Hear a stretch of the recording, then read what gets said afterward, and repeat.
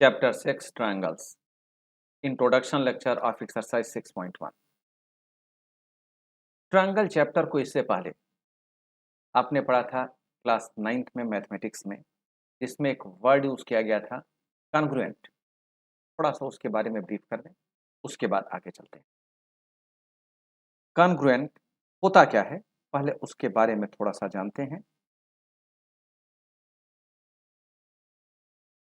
ऐसा कोई फिगर, ऐसा कोई शेप जिसके आगे कोई ऐसा फिगर या शेप लाएं जिससे पीछे वाला फिगर या शेप एग्जैक्टली ढक जाए, उस केस में वह दोनों फिगर्स या दोनों शेप कॉन्ग्रुएंट कह दिए जाते हैं।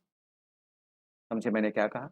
मैंने ये कहा ऐसा कोई शेप या फिगर जिसके आगे अगर हम कोई ऐसा शेप या फिगर लाते हैं जिससे पीछे वाला एग्जैक्ट ढक जाए,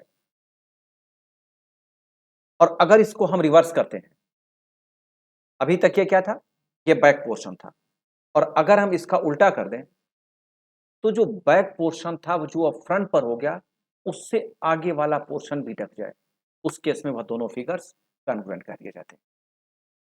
लेकिन अब समझने वाली बात यह है, किसी स्टूडेंट ने यह कहा कि अगर इस फिगर या इस शेप के आगे हम कोई एक पेपर रखते तब भी तो ये ढक जाएगा, तो क्या वो पेपर और ये कॉन्ग्रुएंट कह दिया जाए? नहीं, मैंने क्या कहा, एग्जैक्टली ढक जाए, एग्जैक्टली ढक जाए, उसके आगे या पीछे का एरिया नहीं, केवल वही ढके। देखें, मीनिंग अगर इस फिंगर की हम बात करें तो केवल फिंगर ही ढके और कुछ नहीं।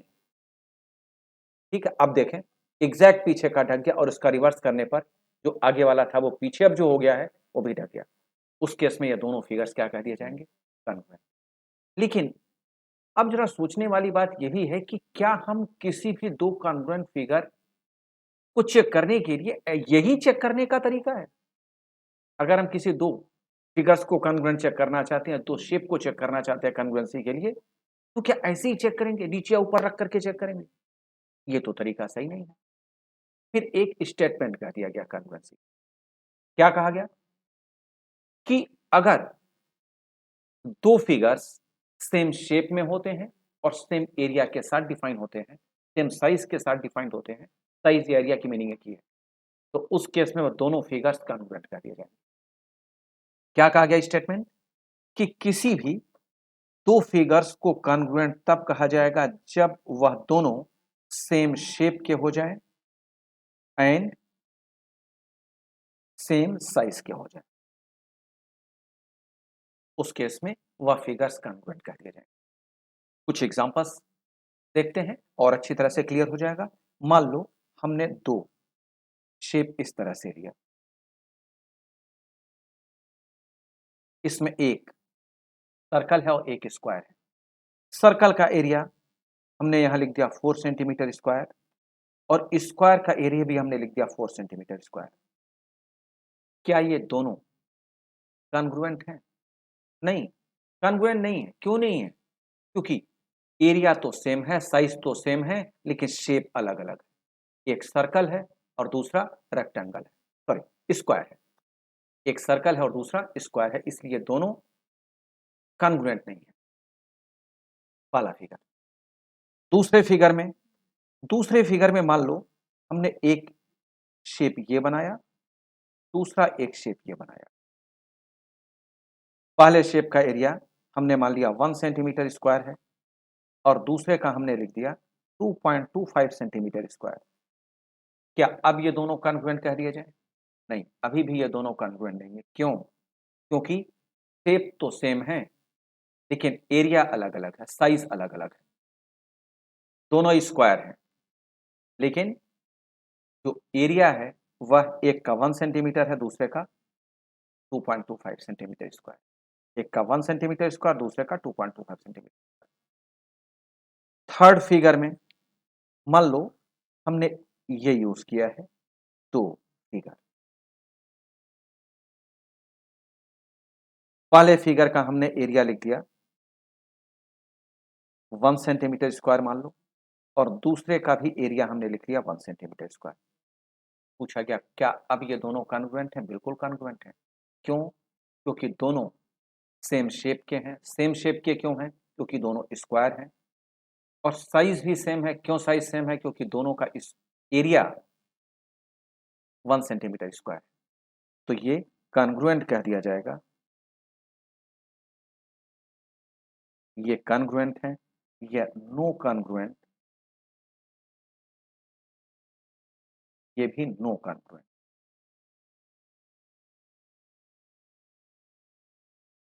अब अगर हम बात सिमिलर की करें, जो हम इस चैप्टर में पढ़ने वाले हैं, कौन सा वर्ड अब हम पढ़ने वाले हैं? वह है सिमिलर। कॉन्ग्रुएंट हमने 9th में पढ़ा था, अब हम यूज करने वाले हैं सिमिलर, और उसके बाद देखेंगे कि दोनों में रिलेशंस क्या है। सिमिलर क्या होते हैं? ऐसे दो फिगर्स को जो सेम शेप के तो हों, लेकिन साइज कोई जरूरी नहीं हो, साइज कोई जरूरी नहीं हो।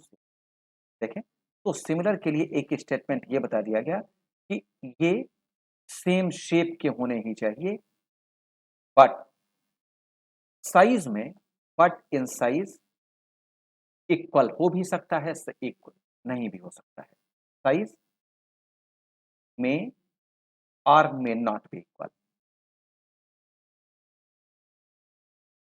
में और में नॉट बी। कंडीशन क्या? सेम शेप की होनी चाहिए, ध्यान। और कॉन्ग्रुएंट में क्या था? सेम शेप में होना चाहिए और सेम साइज में होना चाहिए। तो कॉन्ग्रुएंट फिगर और सिमिलर फिगर में ये डिफरेंस बताया गया कि कॉन्ग्रुएंट में शेप और साइज दोनों सेम होने चाहिए, और सिमिलर फिगर में केवल शेप सेम होने चाहिए, साइज इक्वल हो या अनइक्वल हो, सेम हो या डिफर हो, कोई फर्क नहीं पड़ता। जो ये एग्जांपल्स बताए गए हैं 3, हम जरा इसे देखते हैं कि ये सिमिलरिटी के क्या कंडीशन को फुलफिल करते हैं, क्या ये सिमिलर हैं? देखें जरा ध्यान से। अगर हम बात पहले की करते हैं, पहले फिगर में ये दोनों सेम शेप के नहीं, एक सर्कल है दूसरा स्क्वायर है, तो ये सिमिलर नहीं हुआ, no similar. Non similar figures आप कह सकते हैं, नो सिमिलर यहां लिख दें, नो सिमिलर हमने। अगर हम दूसरे एग्जाम्पल में दोनों फिगर्स को चेक करें, तो इसमें फर्स्ट भी स्क्वायर को बताता है, दूसरा भी स्क्वायर को बताता है, दोनों सेम शेप के हो गए। और साइज की तो हम बात बाद में करते हैं, सेम शेप के होने चाहिए। तो ये जो दूसरा एग्जाम्पल है वह सिमिलर है। क्यों है सिमिलर? क्योंकि सिमिलर के लिए जो छोटा सा स्टेटमेंट बताया गया उसके अकॉर्डिंगली ये फुलफिल होता है। अगर हम थर्ड की बात करें, तो थर्ड की बात करें तो इसमें सेम शेप का है और सेम साइज का भी है, तो ये तो सिमिलर हुआ ही हुआ। क्योंकि मैंने कहा सिमिलर के लिए शेप होना ही चाहिए, साइज हो या ना हो कोई फर्क नहीं पड़ता। इसमें है, ये सिमिलर हो गया, दूसरे एग्जाम्पल में नहीं था तब भी सिमिलर हो गया था। तो जरा सोचे, यहां जरा देखें स्टेटमेंट। जो थर्ड एग्जाम्पल है वह कॉन्ग्रुएंट है, सिमिलर है। दूसरा एग्जाम्पल कॉन्ग्रुएंट तो नहीं है फिर भी सिमिलर है, और फर्स्ट एग्जाम्पल कॉन्ग्रुएंट भी नहीं है, सिमिलर भी नहीं है। तो क्या हम एक स्टेटमेंट कह सकते हैं क्या कि all congruent figures are similar but all similar figures are not congruent? ये तो हम कह ही सकते हैं। देखें, कॉन्ग्रुएंट है, सिमिलर है, लेकिन ये सिमिलर है, कॉन्ग्रुएंट नहीं है। तो हम एक स्टेटमेंट, इसके लिए जो छोटा सा स्टेटमेंट बताया गया है इसमें सिमिलर और कॉन्ग्रुएंट के लिए, हम उसके बेस पर ये स्टेटमेंट लिख सकते हैं, all similar, all congruent, all congruent figures are similar but all similar figures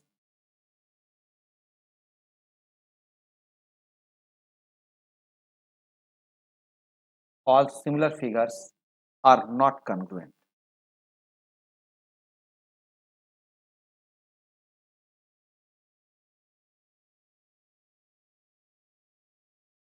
तो ये इतनी बात तो क्लियर हो गई कि सिमिलर और कॉन्ग्रुएंट क्या होते हैं। सिमिलर में शेप सेम होना ही चाहिए, साइज जिसे एरिया कहा जाता है इक्वल हो भी सकता है, नहीं भी हो सकता है, लेकिन शेप मस्ट है।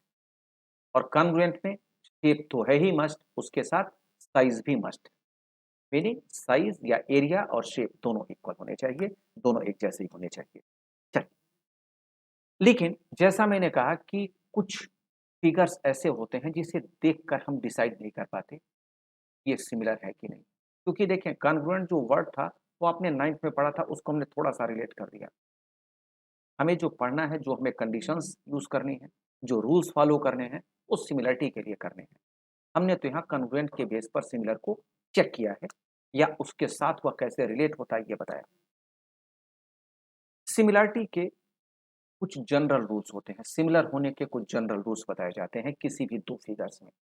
लेकिन उन जनरल रूल को जानने से पहले आपको 2 वर्ड्स जान लेना चाहिए, एक होता है पॉलीगॉन और दूसरा होता है करस्पॉन्डिंग। क्योंकि इन्हीं दोनों वर्ड्स के बेस पर जनरल रूल्स को डिफाइन किया जाता है। तो हम पहले इन दोनों वर्ड्स पर फोकस करते हैं, देखते हैं क्या है। पहला वर्ड है पॉलीगॉन और दूसरा वर्ड हमने यूज किया करस्पॉन्डिंग। कोरेस्पॉन्डिंग,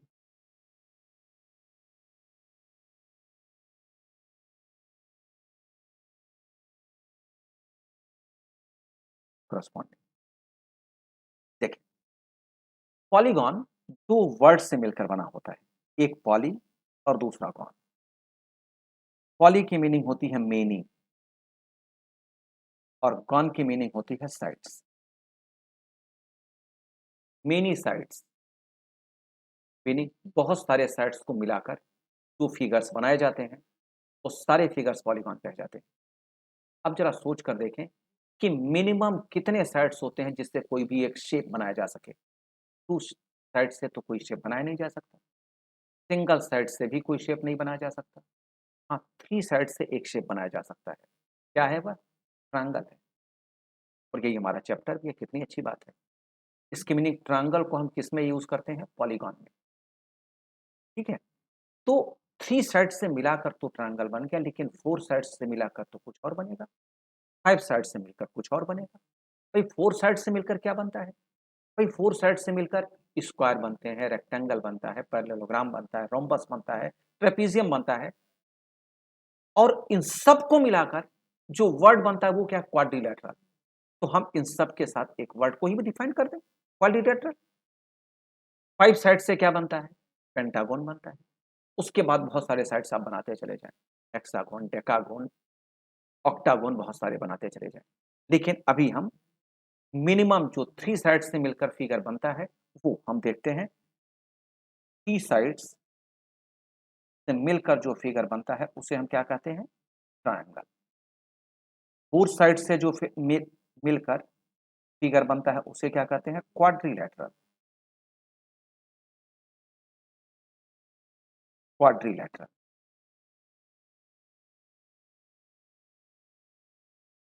अब क्वाड्रिलैटरल जैसा मैंने कहा कि जो शेप्स डिफाइन किए जाते हैं जो इसमें यूज होते हैं वह है पहला स्क्वायर शेप, क्वाड्रिलैटरल में आता है। दूसरा रेक्टेंगुलर शेप आता है, रेक्टेंगल। तीसरा आता है रोम्बस। फोर्थ पैरेललोग्राम आता है।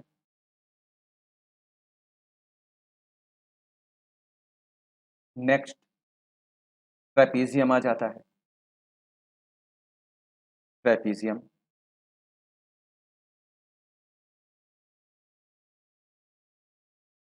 तो ये सभी क्वाड्रिलेटरल 4 साइड्स से मिलकर ही बनते हैं, इसलिए ये सभी क्वाड्रिलेटरल में आ जाते हैं। चलिए जी आगे चलते हैं। 5 साइड्स से मिलकर जो शेप बनता है वह होता है पेंटागन। ठीक है, अगर आप 3 साइड्स, 4 साइड्स, 5 साइड्स की बात करें तो यही बनते हैं। इसके आगे बहुत सारे साइड्स बनाए जा सकते हैं, लेकिन अभी हम जो यूज करने वाले हैं, क्योंकि चैप्टर भी आपका ट्रायंगल है, तो हम जो यूज करने वाले हैं वो 3 साइड्स 4 साइड्स को मिलाकर ही क्वेश्चंस जो बनेंगे उसे यूज।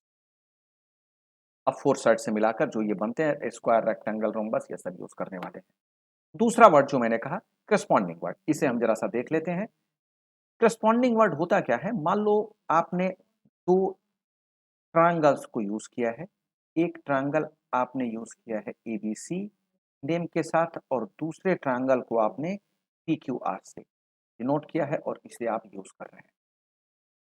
और हमने एंगल ए को रिलेट किया, एंगल ए को हम रिलेट कर रहे हैं एंगल पी से।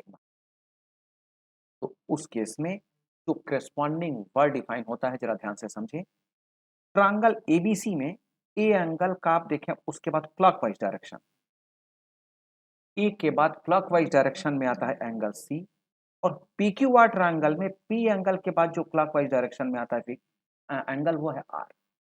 तो जब आप एंगल सी को रिलेट करेंगे तो एंगल सी को आपको रिलेट करना चाहिए एंगल आर से, ये करस्पॉन्डिंग। क्यों? क्योंकि ए के बाद का क्लॉकवाइज और पी के बाद का क्लॉकवाइज यही दोनों बनता है।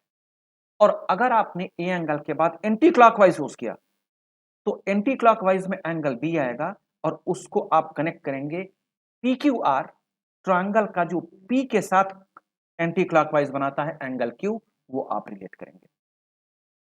तो कोई जरूरी नहीं है कि आप क्लॉकवाइज ही हमेशा यूज करें, एंटी क्लॉकवाइज यूज भी कर सकते हैं, लेकिन कंडीशन एक है कि अगर एक ट्रायंगल में एंटी क्लॉकवाइज जाते हैं तो दूसरे ट्रायंगल में भी आपको एंटी क्लॉकवाइज ही चलना पड़ेगा, क्योंकि तभी ये दोनों एंगल्स करस्पॉन्डिंग एंगल्स माने जाएंगे। ठीक है, अगर क्लॉकवाइज चलते हैं तो दूसरा भी क्लॉकवाइज, और अगर एंटी क्लॉकवाइज चलते हैं तो दूसरा भी एंटी क्लॉकवाइज ही चलते हैं। ये तो है एंगल्स की बात, करस्पॉन्डिंग एंगल्स की हमने बात की। अगर हम बात करते हैं साइड्स की, अगर हम बात करें साइड्स की, और हम यहाँ एग्जाम्पल ट्रायंगल का ही ले रहे हैं, ठीक है, ध्यान से समझो, हम ट्रायंगल का ही एग्जाम्पल ले रहे हैं, क्योंकि मैं आपको ये इसलिए बता रहा हूं, आपका जो चैप्टर है वो ट्रायंगल ही है, तो हम इसी में अपना अच्छी तरह से कॉन्सेप्ट क्लियर कर लें। जबकि आप ये मान लें कि ये जो वर्ड्स हैं, जो एक्सप्लेनेशन है करस्पॉन्डिंग वर्ड का, ये ना केवल ट्रायंगल में, आप स्क्वायर में यूज कर लें, रेक्टेंगल में यूज कर लें, पैरेललोग्राम के दो फिगर्स में यूज कर लें, कहीं भी आप यूज कर सकते हैं, और अप्रोच यही रहेगा। कोई भी अगर आप एंगल लेते हैं, क्लॉकवाइज एक में चलते हैं तो दूसरे में भी क्लॉकवाइज ही चलना पड़ेगा आपको। ठीक है, चलिए हम अब साइड की बात करते हैं। मान लो हमने एसी साइड को रिलेट किया है पीक्यू साइड से, पर पीआर साइड से। अगर हमने एसी साइड को रिलेट किया है पीआर साइड से, अब दूसरा साइड क्या होगा जरा समझो। एबीसी ट्रायंगल में एसी के बाद का जो क्लॉकवाइज डायरेक्शन से साइड बनता है वो है बीसी, और जो पीक्यूआर ट्रायंगल का पी के पीआर के बाद जो क्लॉकवाइज डायरेक्शन के साइड बनता है साइड, वो है क्यूआर। तो करस्पॉन्डिंग साइड्स में जब आप बीसी को यूज करेंगे तो आप इसे रिलेट करेंगे क्यूआर को। और अगर आप एसी के बाद मान लो एंटी क्लॉकवाइज डायरेक्शन चले जाते, और एंटी क्लॉकवाइज डायरेक्शन में अब आपको जो बेस मिलेगा वो ए बी मिलेगा, तो आप पी आर के लिए भी एंटी क्लॉकवाइज डायरेक्शन का साइड ही चेक करेंगे, और वो साइड बनेगा पी क्यू। तो अब आप ए बी को रिलेट करेंगे पी क्यू से। ठीक है, मैं आपको बताना ये चाहता हूं कि साइड्स का जो करस्पॉन्डिंग वर्ड है, साइड्स के लिए जो करस्पॉन्डिंग वर्ड यूज हो रहा है, उसे आप समझें कैसे। अगर एक तरफ एक ट्रायंगल में या एक फिगर में हम क्लॉकवाइज डायरेक्शन से साइड डिफाइन कर रहे हैं, तो दूसरे फिगर में भी क्लॉकवाइज डायरेक्शन से ही हमें साइड को डिफाइन करना चाहिए। और अगर एक फिगर में हम एंटी क्लॉकवाइज डायरेक्शन से साइड को डिफाइन कर रहे हैं, तो दूसरे फिगर में भी एंटी क्लॉकवाइज डायरेक्शन से ही हमें साइड को डिफाइन करना है। ये करस्पॉन्डिंग वर्ड की मीनिंग है एंगल के लिए भी और साइड्स के लिए। हम एक दूसरे फिगर पर भी डिस्कस कर लें, जिसमें आप मान लो रेक्टेंगल का फिगर लेते हैं। ये मान लो A B C D P Q R S. बच्चों इसमें एंगल की तो जरूरत ही नहीं है चेक करने की, क्योंकि रेक्टेंगल का अगर शेप मैंने पहले ही कह दिया तो 90 90 90 90 से बनेगा। ए बी सी डी के सारे angles 90, P Q R S के सारे एंगल्स 90। हम इसमें बात कर रहे हैं साइड्स की, करस्पॉन्डिंग साइड्स की बात कर रहे हैं। आप अच्छी तरह से जानते हैं, फिर भी इस वर्ड को सीख लें, क्योंकि आगे इसकी जरूरत होने वाली। ठीक है, मान लो हमने ए बी साइड को रिलेट किया है पी क्यू साइड से। क्या है इन दोनों में रिलेशन, वो हम आगे सीखेंगे। अभी मैंने रिलेट किया है। ठीक है, अब ए बी के बाद जो साइड यूज होगा वो क्या होगा? अगर हम क्लॉकवाइज डायरेक्शन के बेस पर चलते हैं और हमने बीसी साइड को लिया है, तो जो पी क्यू आर एस का रेक्टेंगल है, उसमें पी क्यू के बाद भी हमें क्लॉकवाइज डायरेक्शन का ही साइड यूज करना होगा, जो है क्यू आर। तो बीसी के साथ हमें क्यू आर यूज करना है। सिमिलरली अगर हम ए बी के बाद एंटी क्लॉकवाइज डायरेक्शन का साइड यूज कर रहे हैं एबीसीडी में, जो है एडी, तो पी क्यू आर एस में भी हमें पी क्यू के बाद एंटी क्लॉकवाइज डायरेक्शन का साइड ही यूज करना पड़ेगा, जो है पी एस, जो है PS। तो इस तरह से हम क्लॉकवाइज डायरेक्शन और एंटी क्लॉकवाइज डायरेक्शन के बेस पर करस्पॉन्डिंग वर्ड को डिफाइन करते हैं। आप किसी भी तरह से चलें, ठीक है। कभी कभी ये कंफ्यूजन हो जाती है कि एक कोई मान लो ट्रायंगल ये दिया गया है,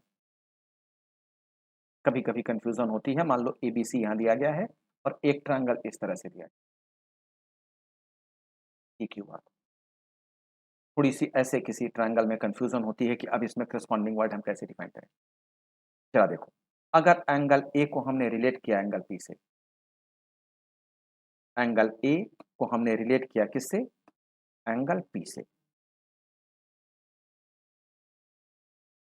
अब एंगल ए के बाद जो क्लॉकवाइज डायरेक्शन आएगा वो क्या आएगा? सी।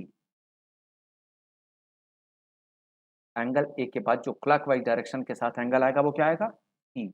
और एंगल पी के बाद दूसरे ट्रायंगल में एंगल पी के बाद जो क्लॉकवाइज डायरेक्शन के साथ एंगल आएगा वो क्या आएगा? Angle Q. तो आपको एंगल सी को रिलेट करना चाहिए एंगल क्यू।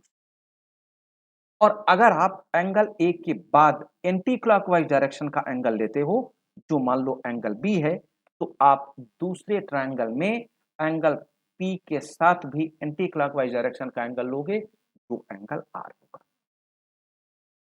ठीक है, इसकी मीनिंग देखने से लग रहा है कि नहीं ये कैसे करस्पॉन्डिंग एंगल्स के साथ मैच होंगे और ये कैसा, देखने से कुछ डिफर सा लग रहा है, लेकिन ये थोड़ा सा पी क्यू आर का जो ट्रायंगल है वो टेढ़ा है, उसको सीधा करेंगे तो यही define.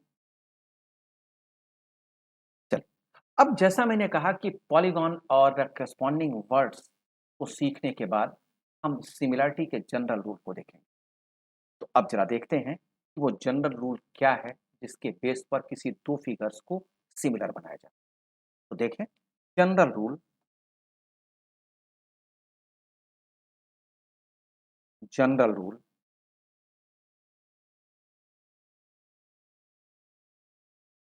For similarity.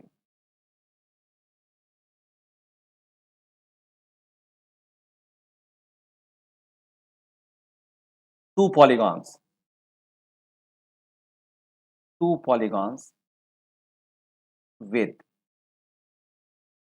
same number of sides, two polygons with the same number of sides are said to be similar if their first part corresponding angles, corresponding angles are equal, and second, corresponding corresponding corresponding sides are in the same ratio, are in the same ratio। अब corresponding word तो आप सीख चुके हैं, angles के बारे में भी सीख चुके हैं कि कैसे एक्सप्लेन किया जाता है, और साइड्स के बारे में भी आप सब कुछ जानते हैं। पॉलीगॉन्स भी आप सीख चुके हैं। अब जरा देखते हैं कि ये जनरल रूल कैसे डिफाइन। अब समझें, कोई भी दो फिगर्स, कोई भी दो फिगर्स जिसमें थ्री और more than three sides use हुए, सिमिलर तभी कहे जाएंगे जब उनके करस्पॉन्डिंग एंगल्स इक्वल हों और उनके करस्पॉन्डिंग साइड्स का रेशियो वह भी इक्वल, तभी वह दो फिगर्स सिमिलर माने जाएंगे। वह दो फिगर्स कुछ भी हो सकते हैं, रेक्टेंगल हो सकता है, ट्रायंगल हो सकता है, पैरेललोग्राम हो सकता है, ट्रेपीजियम हो सकता है, कुछ भी हो सकता है। ठीक है, यही कंडीशन है। अब हम कुछ एग्जांपल्स को लेते हैं और देखते हैं कैसे वेरीफाई होता है। पहले एग्जांपल में हमने दो ट्रायंगल्स को, एक ट्रायंगल हमने ये बना दिया, दूसरा ट्रायंगल हमने ये बना दिया।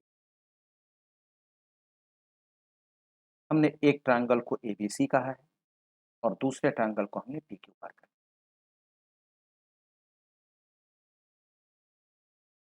एबीसी का जो एंगल हमने माना है वह 60 sorry 70 60 50 70 60 50 3 centimetre 6 centimetre 2.5 5 2 centimetre 4 centimetre. कहा गया कि चेक करो और बताओ कि क्या ये दोनों ट्रायंगल सिमिलर हैं। अब इसे चेक करने के लिए हम एबीसी और पीक्यूआर इन दोनों ट्रायंगल्स को चेक करेंगे। और चेक कैसे करेंगे? उस जनरल रूल के अकॉर्डिंगली जो सिमिलरिटी के लिए बताया गया। क्या बताया गया? फर्स्ट, इनके एंगल्स की हम बात करते हैं। अगर एंगल ए को हम रिलेट कर रहे हैं एंगल पी से, क्यों रिलेट कर रहे हैं? क्योंकि ये भी 60 डिग्री है, ये भी 60 डिग्री है, इक्वल हो गया। अब जरा ध्यान से समझना, करस्पॉन्डिंग एंगल्स इक्वल होने चाहिए। अब अगर एबीसी में 60 डिग्री के बाद हमने करस्पॉन्डिंग एंगल के लिए क्लॉकवाइज डायरेक्शन को यूज कर लिया, जिसके बेस पर एंगल सी हमें मिला, तो दूसरे ट्रायंगल में एंगल पी के साथ जो क्लॉकवाइज डायरेक्शन का एंगल होगा वो होगा एंगल आर। अब हमें ये दोनों होंगे ही होंगे, हमें चेक करना है अब कि ये इक्वल है या नहीं है। हो गया तो बड़ी अच्छी बात है। एंगल सी 70 डिग्री है और एंगल आर भी 70 डिग्री है, तो हम इक्वल का साइन लगा सकते हैं। अब एंगल सी के बाद करस्पॉन्डिंग के लिए हम क्लॉकवाइज डायरेक्शन चलते हैं, तो उस केस में आता है एंगल बी। और पी क्यू आर में एंगल आर के बाद जो क्लॉकवाइज डायरेक्शन चलेंगे करस्पॉन्डिंग एंगल के लिए, वह आएगा एंगल क्यू। तो एंगल बी को रिलेट किया जाएगा एंगल आर से, सॉरी एंगल क्यू से। अब हमें चेक करना है कि क्या ये दोनों इक्वल हैं। 50-50 बिल्कुल सही है। इसकी मीनिंग इन दोनों ट्रायंगल्स के करस्पॉन्डिंग एंगल्स इक्वल है। एक और कंडीशन है। कौन सी कंडीशन है? क्या है वह? उनके साइड्स का रेशियो भी इक्वल होना चाहिए। तो अब जरा सोचो थोड़ी देर के लिए, अगर हमने ए बी को रिलेट किया है पी क्यू से, तो A B by P Q ये हमने लिख लिया, जिसके वैल्यू न्यूमेरिक वैल्यू में 2/4 है। अब ए बी साइड तो हमने यूज किया, इसका करस्पॉन्डिंग साइड अब कौन सा होगा?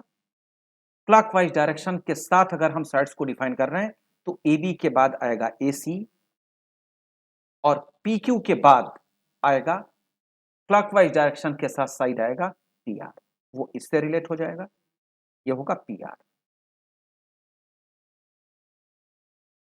सिमिलरली अगर हम ए सी के बाद जो क्लॉकवाइज डायरेक्शन के साथ करस्पॉन्डिंग साइड को यूज करेंगे वह होगा बी सी, और पी आर के बाद जो हम क्लॉकवाइज डायरेक्शन के साथ करस्पॉन्डिंग साइड यूज करेंगे वह होगा क्यू आर।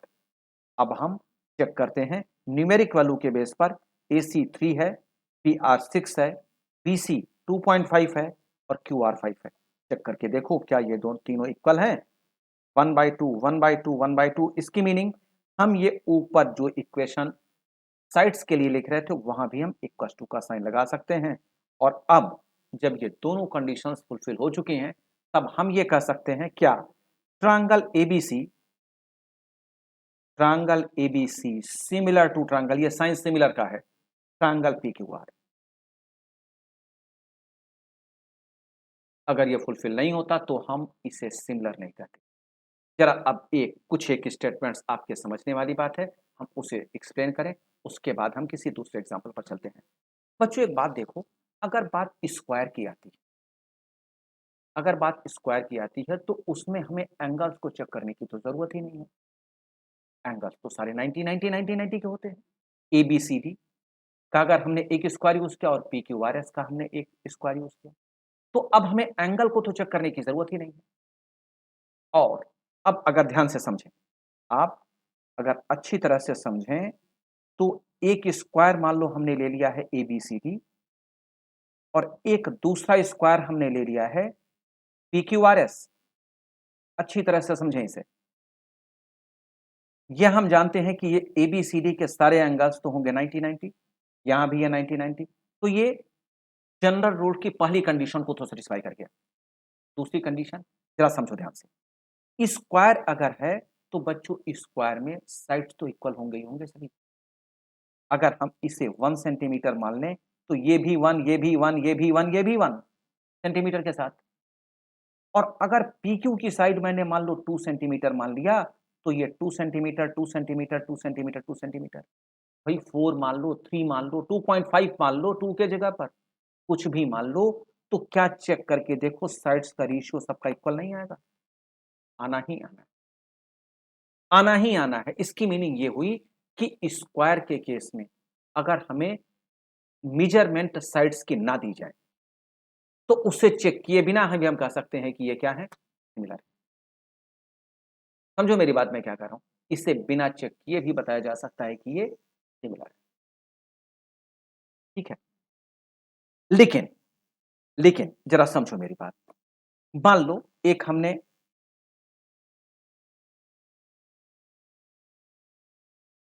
ट्रायंगल ये ले लिया एबीसी, और दूसरा एक हमने ट्रायंगल ये ले लिया पीक्यूआर। बहुत अच्छी तरह से समझें। अगर कॉन्सेप्ट आपका क्लियर हो गया तो समझना आसान हो जाएगा, एक्सरसाइज के क्वेश्चंस करने इजी हो जाएंगे। जरा समझे ध्यान से। मैंने इस एंगल को मान लिया 50 डिग्री, इस एंगल को मान लिया हमने 70 डिग्री, और इस एंगल को मान लिया क्या 60 डिग्री। हो गया ना 180? हाँ ठीक है 180। हमने इस एंगल को मान लिया 60 डिग्री, इस एंगल को हमने मान लिया 80 डिग्री, और इस एंगल को मान लिया हमने 40 डिग्री। और ये लेंथ हमने माना ये है 2 सेंटीमीटर, ये 2.5 सेंटीमीटर, ये 3 सेंटीमीटर, यह है 4 सेंटीमीटर, 5 सेंटीमीटर, ये है 6 सेंटीमीटर। जरा चेक करो और बताओ कि क्या ये दोनों ट्रायंगल्स सिमिलर हैं। अब अगर हम साइड्स के की बेस पर इसे चेक करें तो जरा समझो। ए बी हमने इस साइड को लिया है, यहां मान लो हमने पी क्यू को रिलेट किया, तो A B by P Q तो हमने लिख दिया। अब ए बी के बाद जो साइड होगा मान लो हमने इसका करस्पॉन्डिंग साइड का ले लिया है। करस्पॉन्डिंग साइड हमने जो लिया है वो क्या लिया है, क्लॉकवाइज डायरेक्शन के बेस पर लिया है। तो पी क्यू के बाद जो होगा करस्पॉन्डिंग साइड, वो भी तो होगा क्लॉकवाइज डायरेक्शन के बेस पर। अगर एक क्लॉकवाइज है तो दूसरा भी क्लॉकवाइज है। तो अब हमने अगर इसे AC लिखा है तो ये हो जाएगा PR। और अगर हमने आगे भी मान लो क्लॉकवाइज डायरेक्शन के बेस पर साइड ले लिया है BC, तो यहां अब हो जाएगा PR के बाद QR। इसमें रिलेशन अभी हमने मेंटेन नहीं किया, मेंटेन करेंगे न्यूमेरिक वैल्यू के बेस पर। ये इक्वल होना चाहिए, सिमिलरिटी का ये रूल है। अब जरा देखो AB की वैल्यू 2, PQ की वैल्यू 4, AB बाई 4 2/4, ठीक है। AC की वैल्यू 2.5 और PR की वैल्यू 5, ठीक है। BC की वैल्यू 3 और QR की वैल्यू 6। जरा चेक करके देखो क्या ये इक्वल हैं? इक्वल ही तो हैं, इक्वल ही तो हैं। तो इसकी मीनिंग ये रिलेशन तो मेंटेन हुआ ही। लेकिन जैसा मैंने कहा था कि दोनों कंडीशंस फुलफिल होनी चाहिए। तो अब साइड्स के बेस पर तो ये सिमिलरिटी के कंडीशन को सेटिस्फाई करते हैं, लेकिन क्या एंगल के बेस पर भी सेटिस्फाई करते हैं? जरा देखो ये 70 डिग्री और PQR में कहीं कोई 70 डिग्री है क्या? नहीं है, नहीं है। चेक करके देखो, अगर हम बी एंगल को 60 डिग्री मान लें तो एंगल पी से 60 डिग्री केवल एक इक्वल हो रहा है, और तो इक्वल है ही नहीं। इसकी मीनिंग क्योंकि एंगल सेटिस्फाई नहीं हो रहे हैं, एंगल सेटिस्फाई नहीं हो रहे हैं, इसीलिए हम इन दोनों ट्रायंगल्स को सिमिलर नहीं कह सकते। नो सिमिलरिटी, नो सिमिलर, क्योंकि सिमिलरिटी के रूल्स को ये सेटिस्फाई। बच्चों एक एग्जांपल और हम डिस्कस करें। देखो स्क्वायर के केस में ये मैंने बता दिया कि भाई स्क्वायर के केस में दो शेप्स अगर कहीं भी आपको दिए जाएं, साइड्स अगर कहीं मेंशन ना भी हो, तो भी आप कह सकते हैं कि ये दोनों शेप्स, ये दोनों स्क्वायर सिमिलर ही होंगे। आप पक्के तौर पर ये बात कर सकते हो। क्यों? क्योंकि आप कुछ भी लिख दो स्क्वायर में, स्क्वायर के साइड में आप कुछ भी लिख दो, वह रूल्स को फॉलो करेंगे, सिमिलरिटी रूल्स को चेक करके देखो। यहां आप 1.5 लिख दो, यहां कुछ भी लिख दो, 2 के जगह पर 7 लिख दो, कोई फर्क नहीं पड़ता। लेकिन भाई 7 लिखोगे तो सारे 7 लिखोगे ना, जरा सोचो, सारे 7 लिखोगे ना, और ये 1.5 है तो सारे 1.5 हो जाएंगे ना। तो क्या होगा, 1.5/7, 1.5/7, 1.5/7 सब हो जाएंगे, फिर फॉलो कर लेंगे। लेकिन क्या ये स्टेटमेंट रेक्टेंगल के लिए भी हो जाएगा सेटिस्फाई? जरा सोचो, क्या ये रेक्टेंगल के बेस पर भी सेटिस्फाई होगा? जब भी आप वीडियो देखें तो आप कुछ सेकंड्स के लिए पॉज करें और थिंक कर लें। बहुत सारे स्टूडेंट सोचेंगे कि ये रेक्टेंगल के लिए भी तो ये सेटिस्फाई कर जाएगा, कुछ भी दिया जाए। नहीं, कोई ज़रूरी नहीं। देखें, मान लो एक रेक्टेंगल हमने ये यूज़ किया, 90, 90, 90, 90 होते हैं, बिल्कुल ठीक बात है। दूसरा रेक्टेंगल हमने ये यूज़ किया, हमने एक को नाम दे दिया ABCD और दूसरे को हमने नाम दे दिया PQR। अंडरस्टूड है, angle A, angle B, angle C, angle D, और यहाँ भी 90, 90 के होते हैं, ठीक बात है, कोई कंफ्यूजन नहीं। एंगल्स को आप वेरीफाई ना भी करें तो भी ये मान लिया जाएगा कि चलो भाई ठीक। मान लो हमने AB के लिए लिख दिया 3 centimetre, 4 centimetre, 1.5 centimetre, 3 centimetre, 4 centimetre, 3 centimetre, 1.5 centimetre, 3 centimetre. Check करके देखो, AB by PQ, AB by PQ। अब इसका अगर हम क्लॉकवाइज डायरेक्शन लेते हैं, क्लॉकवाइज डायरेक्शन के बेस पर साइड आएगा BC, क्योंकि करस्पॉन्डिंग होना चाहिए। PQ का जो क्लॉकवाइज आएगा वह होगा QR। नेक्स्ट BC का क्लॉकवाइज आएगा DC और QR का क्लॉकवाइज आएगा SR। SR का क्लॉकवाइज है PS और CD का क्लॉकवाइज है AD। तो AD बाई PS लिख दिया जाए। वेरीफाई करो तो 3/4 इक्वल टू का साइन अभी मैं नहीं लगा रहा हूं, क्योंकि रिलेट देखते करते हैं कि क्या होता है। 1.5/3, 3/4, 1.5/3। चेक करके देखो क्या इक्वल आ रहे हैं। 1.5/3 ये तो 1/2 है, ये भी 1/2 है, लेकिन ये 1/2 है क्या? जबकि कंडीशन क्या होती है? कंडीशन ये होती है कि सारे साइड्स का रेशियो इक्वल होना चाहिए। अगर 1/2 है तो सब 1/2 होने चाहिए, तभी ये मैच हुआ। लेकिन ये 1/2 है कहाँ? इक्वल ही नहीं है। तो इसकी मीनिंग ये कंडीशन सेटिस्फाई नहीं कर रहे हैं। तो क्या ये दोनों रेक्टेंगल्स सिमिलर हैं? नहीं, हम इन दो फिगर्स को सिमिलर नहीं कर। तो सिमिलरिटी के लिए जो रूल्स दिए गए हैं वह आप दोनों को सेटिस्फाई करके चेक करेंगे। कुछ शेप्स ऐसे होते हैं जिसमें हमें उसे चेक करने की जरूरत है। जैसे आप सर्कल का कोई एक शेप दे दिया जाए, एक शेप नहीं, दो मान लो, क्योंकि हम सिमिलरिटी चेक कर रहे हैं, दो ये दे दिया जाए। अब अंडरस्टूड है, एंगल्स तो इसमें है नहीं, इन दोनों का जो रेशियो आएगा वो क्या आएगा? इक्वल ही तो आएगा ना। चेक करके देखिए, ये तो सिमिलर होंगे ही होंगे, सेम शेप के हैं। साइज हो या ना हो क्या फर्क पड़ता है भाई, चेक करके देखो इसका एरिया क्या होगा। सर्कल का शेप तो हर एक केस में एक ही होगा ना, केवल क्या डिफर हुआ? डिफर केवल एरिया होगा और तो कुछ होगा नहीं। और जबकि सिमिलरिटी के स्टेटमेंट में आप लिख चुके हैं क्या कि शेप सेम होना चाहिए, साइज डिफर हो या ना हो कोई फर्क नहीं पड़ता, सेम हो या ना हो। तो अब इन दोनों में हमें जनरल रूल्स चेक करने की ज़रूरत ही नहीं है। हम केवल डेफिनिशन जो सिमिलरिटी के लिए कहा गया है छोटा-सा, क्या सेम शेप, साइज डिफर होना हो। क्यों? क्योंकि इसमें एंगल होता ही नहीं है भई, देख लो एंगल होता ही नहीं है। ठीक है?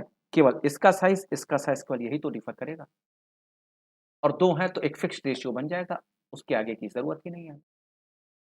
तो ये जनरल रूल्स हैं, जिसके बेस पर आप किसी भी 2 शेप्स को ट्रायंगल है या नहीं है बता सकते हैं और इस बेस पर इस एक्सरसाइज 6.1 के क्वेश्चंस को सॉल्व करना आपके लिए ईज़ी